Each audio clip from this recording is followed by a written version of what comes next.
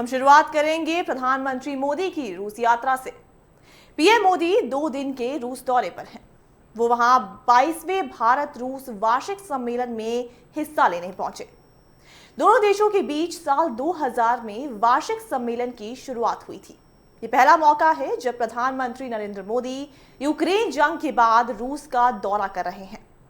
इससे पहले वो 2019 में रूस गए थे। वहीं मोदी और व्लादिमीर पुतिन की आखिरी मुलाकात उज्बेकिस्तान की राजधानी समरकंद में एससीओ समिट के दौरान हुई थी। पुतिन 2023 में भारत में हुए G20 सम्मेलन के लिए नहीं आ पाए थे।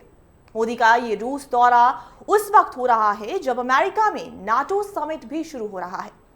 हालांकि विदेश मंत्रालय ने बयान जारी कर ये सफाई दी है कि मोदी के रूस दौरे का नाटो समिट से कोई मतलब नहीं है।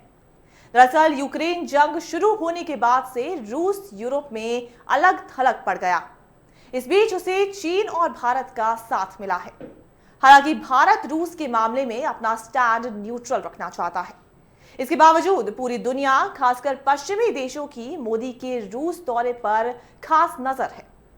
तो वहीं अब हम ग्राफिक्स की मदद से ये जान लेते हैं कि मोदी और पुतिन के बीच इस मीटिंग का एजेंडा क्या है।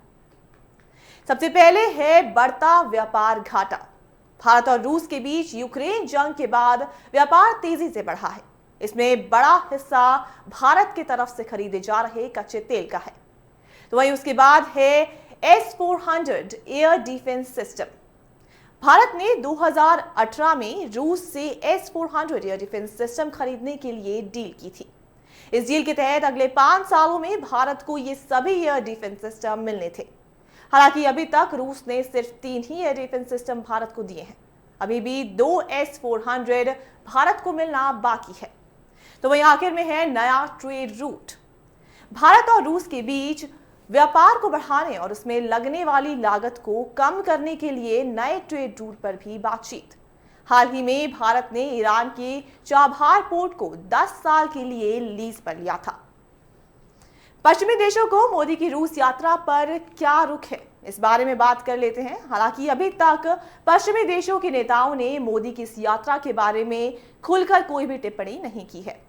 लेकिन गुरुवार को भारत में अमेरिकी राजदूत एरिक गर्साटी ने यह कहा कि उनका देश रूस को जवाबदेह ठहराने के लिए मिलकर काम करने के बारे में भारत के साथ लगातार संपर्क में है। जाहिर तौर पर यूरोप और अमेरिका दोनों ही मोदी और पुतिन को एक साथ देखकर खुश नहीं होंगे, तब जबकि पुतिन को लेकर दोनों का ही ये मानना है कि वही यूक्रेन में हमले से पैदा हुए यूरोपीय उथल-पुथल के जिम्मेदार हैं। हालांकि आधिकारिक तौर पर यह कहा जा रहा है कि भारतीय प्रधानमंत्री नरेंद्र मोदी रूसी राष्ट्रपति पुतिन के बुलावे पर 22वें भारत रूस वार्षिक शिखर सम्मेलन के लिए रूस की यात्रा कर रहे हैं।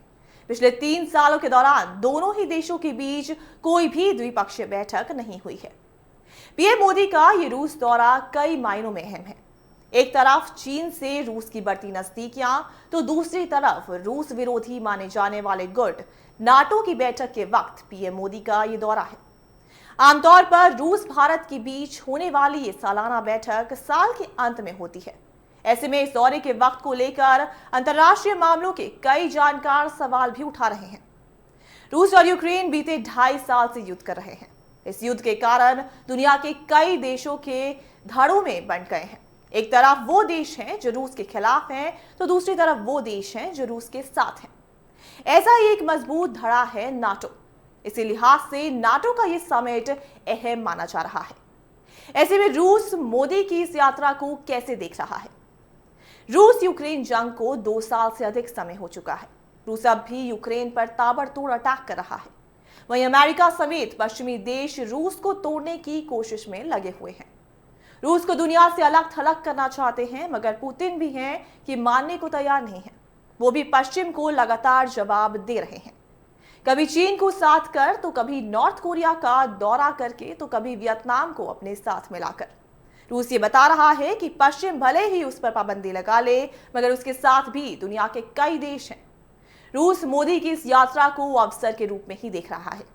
पीएम मोदी रूस यूक्रेन जंग के बीच मॉस्को गए हैं।